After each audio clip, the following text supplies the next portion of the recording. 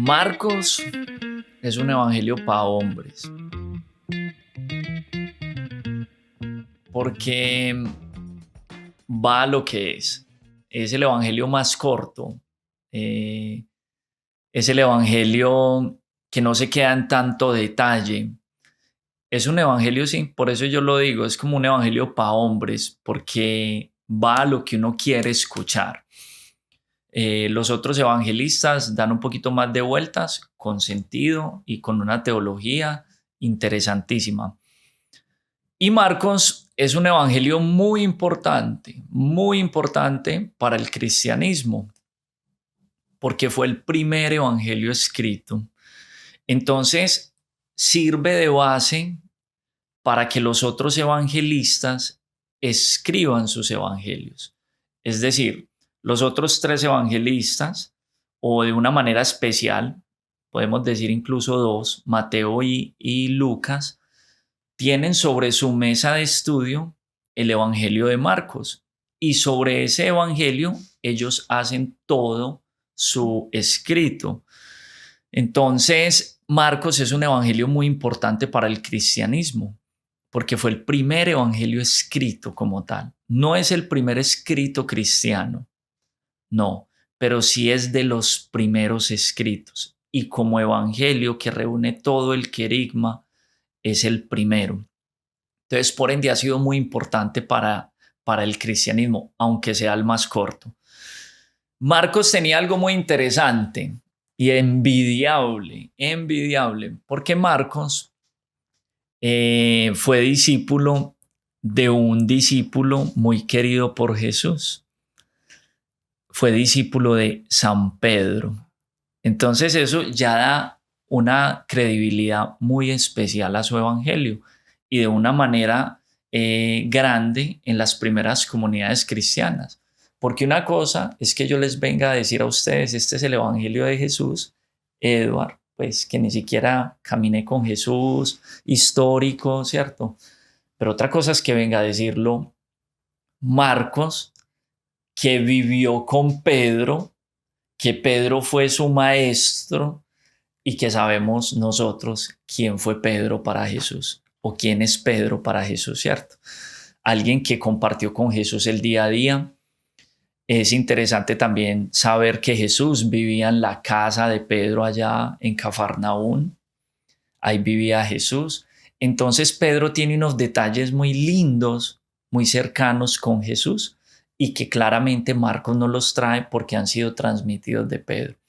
Esto es como el chisme general de este evangelio y que es muy interesante que Marcos haya escrito lo que Pedro predicaba, lo que Pedro evangelizaba, ¿cierto? Entonces, muy bacano. A mí me gusta mucho el evangelio de Marcos.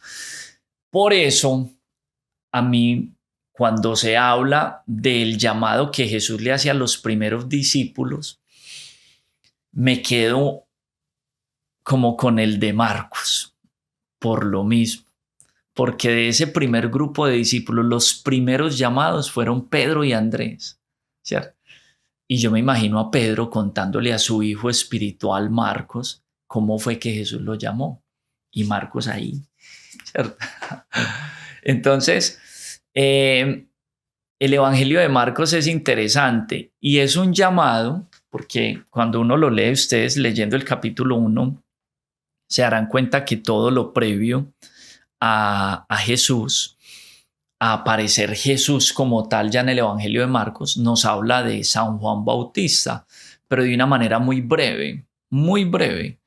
A diferencia de Lucas, que le gasta casi 2 capítulos, casi 3 capítulos completos a Juan Bautista.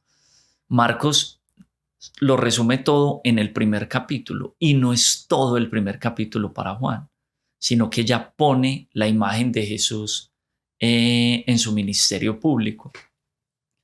¿Qué me gusta a mí del Evangelio de Marcos y que es mi interés que los lleve a ustedes a que tengan el deseo de leerlo? Que Marcos responde a dos preguntas. A dos preguntas.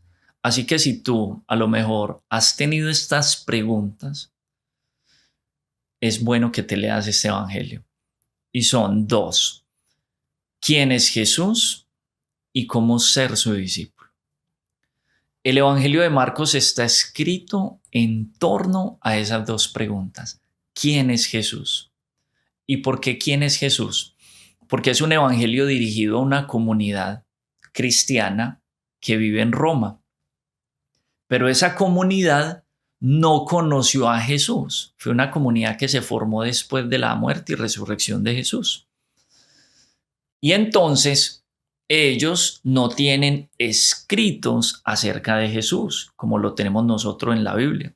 Ellos apenas están conociendo el magisterio de la iglesia, no como nosotros que hoy tenemos hasta el Vaticano y todo, padres por todo lado y tanta cosa.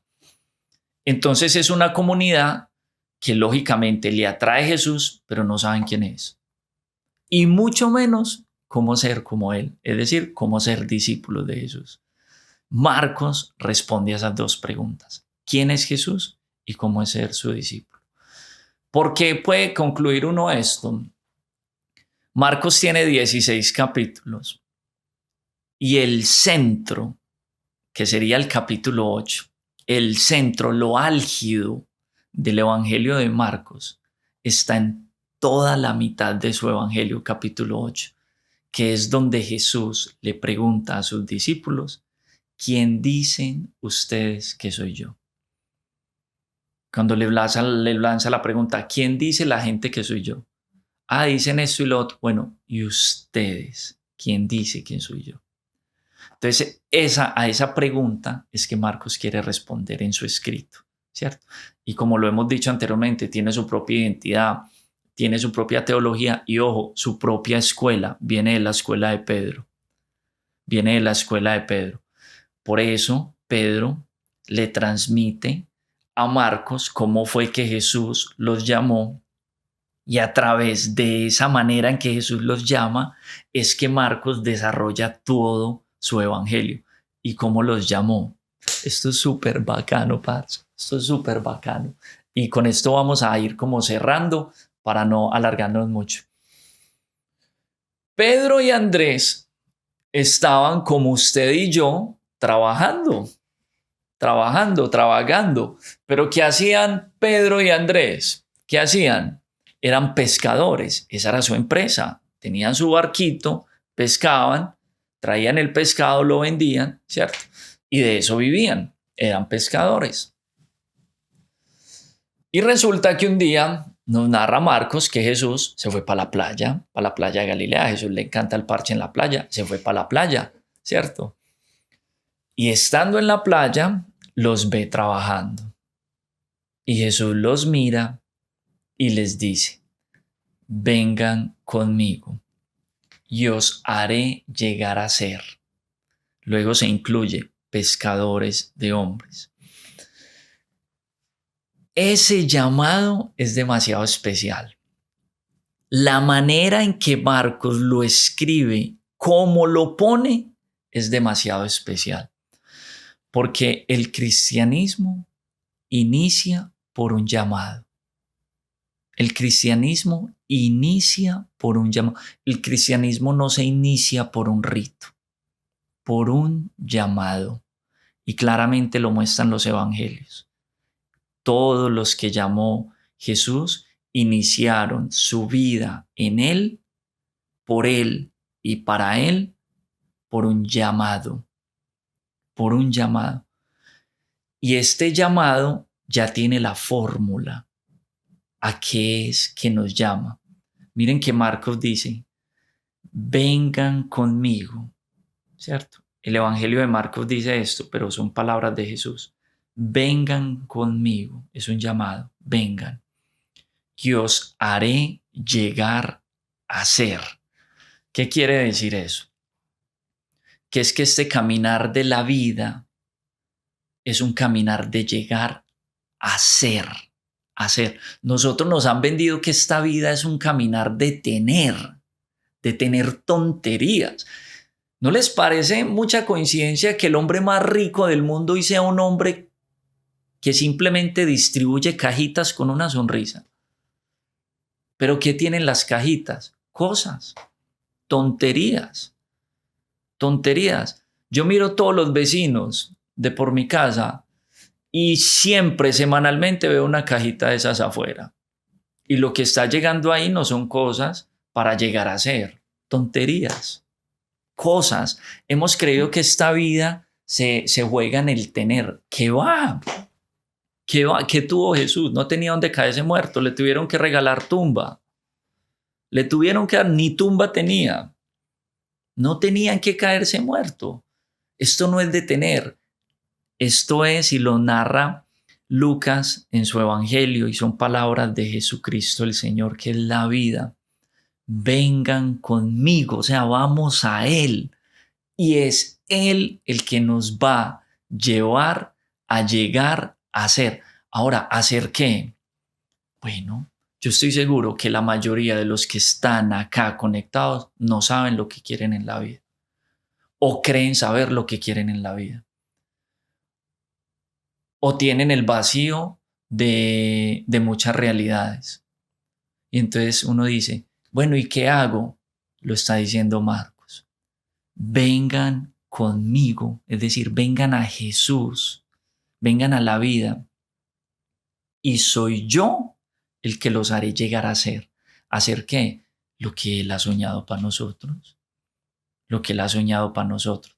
El Evangelio de Marcos es muy interesante y yo quiero dejarlos con esa introducción porque es un abrebocas para lo que Marcos nos va a empezar a narrar de Jesús. ¿Quién es Jesús? Porque si yo sé quién es Jesús, yo voy con Él a esa invitación, ¿cierto? Y cómo ser su discípulo. Y si yo sé quién es Jesús y voy con Él, entonces ¿cómo me hago como Él? ¿Cierto? ¿Cómo llego a ese ser que Él soñó para mí? Eso es el Evangelio de Marcos. ¿No me parece muy bacano?